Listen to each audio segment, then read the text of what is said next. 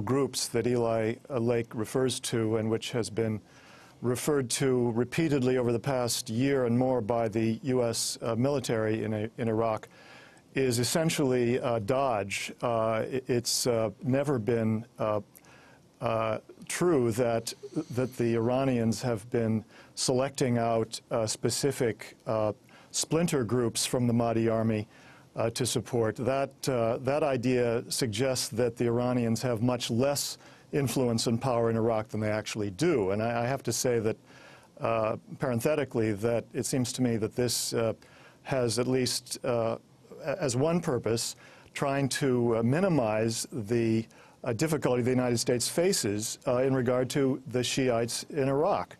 The reality is that the United States faces a Mahdi army which has perhaps 70,000, 80,000 full-time troops and hundreds of thousands of part-time supporters, military supporters, as well as millions of civilians who support them. And the whole idea that special groups are the problem in Basra, as well as other cities in the south, Basra being the second largest city in Iraq, now controlled by the Mahdi army, it's being obscured by the idea that there are these splinter groups, special groups, they're being called by the U.S. military, that are being supported by Iran. And the reality is that the United States faces a much bigger adversary in the Mahdi army, which is dedicated to getting the United States out of Iraq. I was impressed by just how far both Crocker and Petraeus went in trying to obscure that reality. They're trying to convey to the congressional committees and to the American people the idea that the United States is somehow really in control.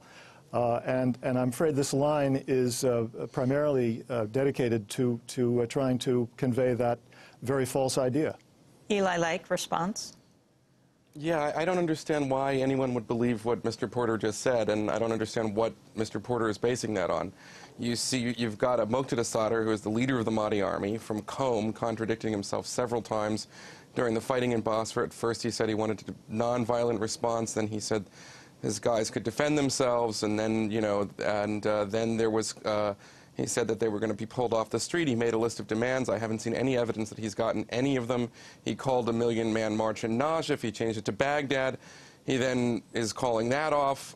He's now basically in negotiations with the Hausa in Najaf, the sort of clerical elite in Najaf, where he's not studying, I might add, asking sort of what's going to happen to the status of his army, which strikes me as a sort of face-saving way to, in many ways, decommission the anti-government elements of it. And, I mean, I just frankly don't, I mean, I think what you just heard from Gareth Porter is an inversion of probably, I mean, of what is happening. It's kind of astounding to listen to. Gareth Porter. Well, if I may, yes, if I may respond to that. Yeah. This military and right-wing line about the idea that the Mahdi army is split up and is weak and is no longer a problem is exactly the opposite of what the world's media have reported from Basra over the past 2 weeks. The fact is that it was the Mahdi army which resisted the Porter, military operations.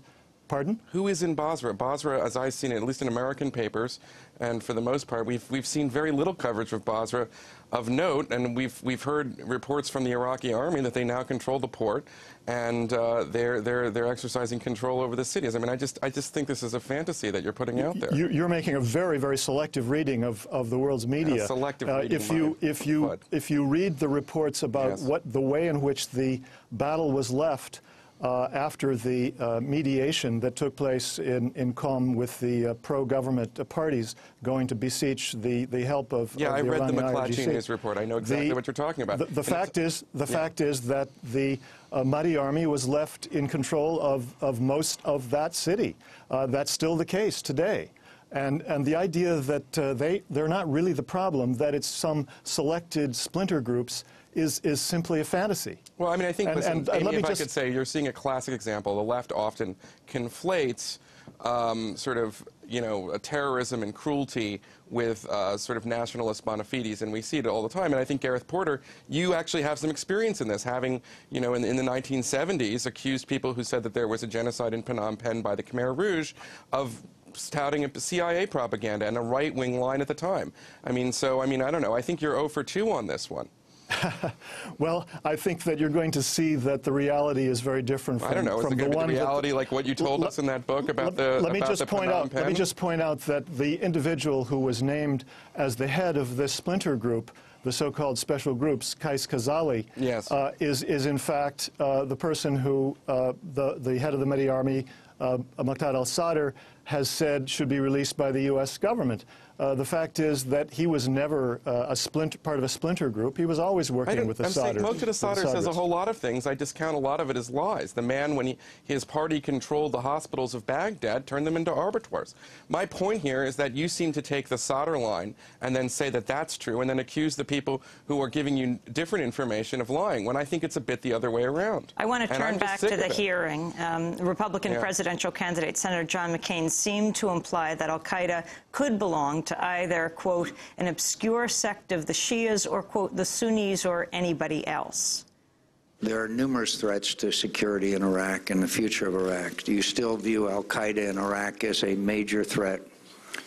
It is still a major threat, though it is certainly not as major a threat as it was, say, 15 months ago. Certainly not an obscure sect of the Shiites all overall, or Sunnis or anybody else. Senator McCain's statement yesterday came less than a month after he insisted Iran is training al-Qaeda. He corrected himself after Senator Joe Lieberman stepped in, this was in Jordan, and whispered in his ear. Well, it's common knowledge and has been reported in the media that that al-Qaeda is going back into Iran and receiving training and are coming back into Iraq from Iran. That's well known, and it's unfortunate. So I believe that we are succeeding in Iraq. The situation is dramatically improved, but I also want to emphasize time and again, al-Qaeda is on the run, but they are not defeated. You said that the Iranians were training al-Qaeda. I'm sorry. Training extremists. I'm sorry. The Iranians are training extremists, not al-Qaeda. Not al-Qaeda. I'm sorry. Eli Lake, what about this confusion? I mean, listen, the Iranians have some connections with Sunni insurgents. The military said that. They also have had, according to the 9/11 Commission, plenty of contacts with al-Qaeda. It's not a hard concept, and I never understood why the left doesn't understand this, that sometimes people who are competitors, like Sunni terrorists and Shia terrorists, will collaborate against a common enemy. In this case, it would be, I would say, the prospects of an Iraqi democracy and, of course, the American military presence. And there is some degree of cooperation. What he specifically said about Iran training members of al-Qaeda, there is really not much evidence of that kind of training relationship, but an organization that calls itself al-Qaeda in Kurdistan, or Ansar al-Sunnah, which is part of sort of larger Islamic State of Iraq, is based in the 5 towns on the border of the Iraqi Kurdistan on the Iran side and receives political refugee cards, according to my own reporting from the ground, talking to Kurdish security officials at the time, who are on the record. And I might add that the Kurdish security officials who spoke with me have a fairly good relationship with the Iranian government, but they have made this clear so many times in their own diplomatic discussions with them and saying, hey, you've got to cut this out. So, listen, is it the exact relationship that McCain said, but hardly the gaffe that some people have sort of made it out to be? Arun Gupta. Yeah, I think this would make for great fiction, but there doesn't seem to be any congress with reality in what Mr. Lake is saying. I want to pick up on some of the things he said initially. Betrayed the Iraqi people to al-Qaeda and the Ba'athis. Well, that's precisely who is in these awakening groups, these concerned citizen councils that General Petraeus has been setting up over the last years. It's well known that these are former insurgents, that there was an excellent report by Nir Rosen, who was on the show last week in Rolling Stone, who was even interviewing members of these awakening groups who were al-Qaeda.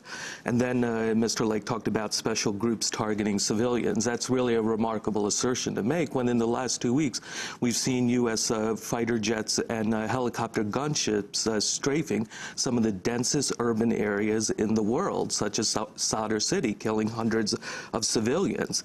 And then he talks about Iranians playing all sides. Again, that's a complete fiction compared to the fact that it's the U.S. who is playing all sides. We're setting Sunni against Shia. We're setting Sunni against Sunni. We're setting Shia against Shia. What's really going on in Basra is the fruition of a long-term policy that goes back all the way to 2004 when General Petraeus was in charge of all Iraqi police and military training and set up these forces that became death squads, the special police commandos and all these various irregular forces that were used against this Sunni insurgency. And what's gone on over the last year and a half is a strategy first to isolate the Sadrists in the parliament and then to use the Badr Brigade, which is with this the Islamic Supreme Council of Iraq, which is actually an Iranian created organization from the Iran-Iraq War in the 1980s. So essentially what you have is the U.S. is using this Badr Brigade militias who are integrated throughout the Iraqi security forces in this attack in Basra. If you look closely at the reporting that came out,